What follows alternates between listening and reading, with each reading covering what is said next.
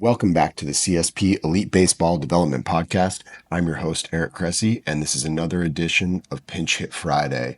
If you were going to spend a day at either our Florida or Massachusetts Cressey Sports Performance location, invariably you're going to see something that might surprise you, and that's athletes training in spite of the fact that they just recently had surgery. So, on a regular basis, we have athletes referred our way after a Tommy John surgery, or an ulnar nerve transposition, or shoulder intervention, knee replacements, whatever it may be. They may be on crutches, using an ankle boot. They may be in an elbow brace, wearing a sling, or even rocking a back brace. So working with post-operative athletes has become a big niche for us. We work hand in hand with surgeons and rehabilitation specialists to make sure that we deliver a really good training effect in spite of these athletes' short-term limitations. And unfortunately, we will sometimes run across, hyper-protective doctors and therapists who are very, very cautious in this period. And, rightfully so. This is important. We need to get good healing following any kind of surgical intervention. And there, certainly times when a period of immobilization is appropriate. And also, is a scenario where you have athletes that may be,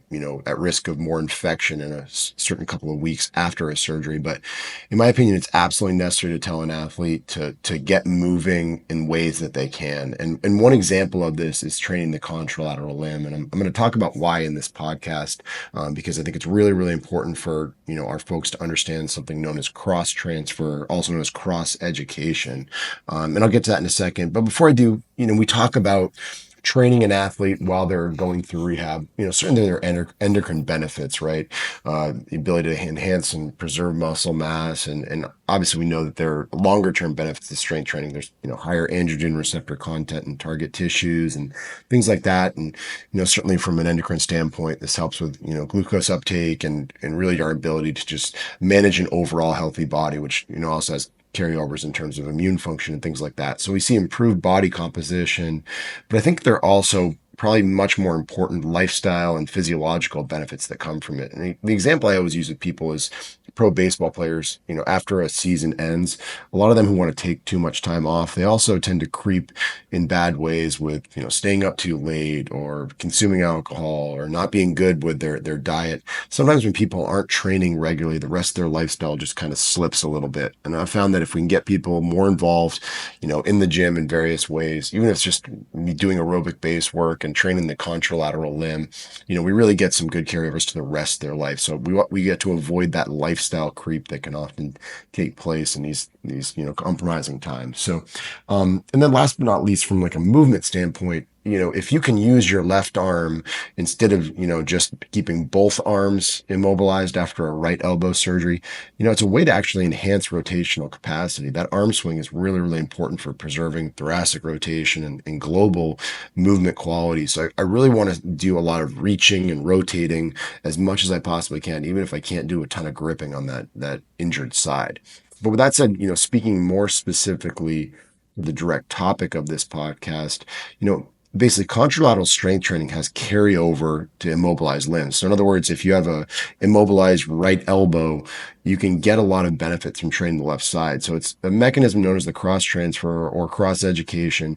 An untrimmed limb's performance improves when the opposite limb is trained. So as an example, if you have surgery on your right leg, but you'd still do what you can to safely train your left leg while your right knee is immobilized, you'll get carryover to the post-surgery side. It's not going to do a whole lot in terms of attenuating the atrophy of muscle mass. So you're probably still going to lose some muscle mass on that side and the immobilized side, but it will absolutely reduce the fall off in strength, power, and proprioception. So it's basically free rehab that offers a huge leg up with respect to return to play. So you're going to preserve a lot of the capabilities of that limb in terms of its awareness of where it is in space, and how much force it can produce and how quickly that force can happen. Interesting, there was a 1997 study from Hortobagagi's group. I think I pronounced that right. He looked at crossover transfer and demonstrated the strength carryover seems to be stronger with eccentric exercise. So there may be a play for using more and more eccentric work as opposed to just firing away concentrically or isometrically to really have some extra merit as it carries over. So, I hear all the time about how an athlete has to shut down. There is always something that athletes can do. We need to work really, really hard to make them feel like an athlete and not just a patient. And then, also just remember, injuries don't occur in isolation. So rehab is not just a time to bring an injured limb back into action, but it's also a time where you get to look at the rest of the body and figure out what else may have contributed to an injury. So all this said, some important notes, not every strength and conditioning coach is going to be prepared to take on every injury. Don't be a cowboy, refer out if you're not comfortable with a specific situation. In any effective post-operative training program really mandates strong communication. Make sure you're talking with physical therapists, surgeons, do your best to communicate so you know everything that you need to really be mindful of. When in doubt, hold an athlete back. My grad school professor and master thesis advisor, Dr. David Tiberio, once told me physical therapists should be as aggressive as possible, but do no harm. And the same thing applies to fitness professionals working, with these athletes that are trying to maintain some semblance of fitness while they've got some immobilizations. And then last but not least, just remember that progressions occur via many avenues. They don't just come in terms of exercise selection, but they also occur in terms of the amount of loading, the speed of movement, the volume, the frequency, the duration, and a lot of other factors. So you need to keep all those in mind when programming and coaching, as even just having one factor, going too high or too stressful can set a rehabilitation program back. So just be careful. Also watch out for accidental stabilization demands. If you're using your rotator cuff and you pick up a suitcase, or you're going to use your rotator cuff when you pick up a suitcase, even if it's down at your side. So just to be careful about, training the opposite side too soon, in a shoulder surgery person where they're trying to really protect the rotator cuff just because, it may turn on reflexively. And, it's not just as simple as left versus right. Our nervous system governs everything, and it does so in curious ways. So hopefully I made a strong case for, appropriate exercise during the post-surgery or immobilization period. But just remember what is appropriate is going to be different for every individual and should be determined via collaborative effort with, surgeons, rehabilitation specialists, the strength and conditioning professional or personal trainer, and the athlete. And it should always be a fluid process that can be progressed or regressed based on how the athlete's doing. But big picture takeaway from it, all this, the cross transfer effect is a real thing. I've seen it over and over again. So you should never be completely unable to do something on one side if the opposite limb is injured. So take this into account in your programs, and you're going to help a lot of people. Today's episode is brought to you by Anchor Training. If you haven't heard of Anchor, you need to, because this is an equipment innovation that's disrupting the fitness, strength and conditioning, and rehabilitation industries in the best possible way. Anchor is an attachment that rigs up easily to power racks or support beams, and it can be also wall mounted. Once it's set up, you can do chops, lifts, rotational patterns, presses, rows, and a variety of arm care exercises.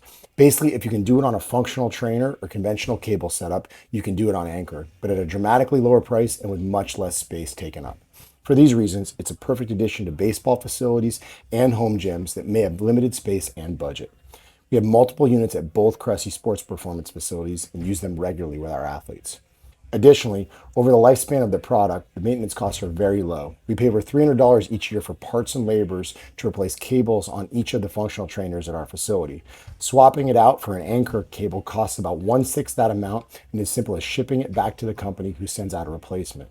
Perhaps most importantly, Anchor travels extremely light. You can throw it in a backpack or a suitcase and not even realize it's there. I know of coaches and players that are taking these units on the road to overcome under-equipped minor league weight rooms and hotel gyms. So when all is said and done, it saves space, money, and headaches while also offering the benefits of portability. To learn more, head to www.anchortraining and enter the coupon code Cressey at checkout to save 10% on your order. That's Anchor Training, ANCORE training.com, and the coupon code is Cressey, CRESSEY,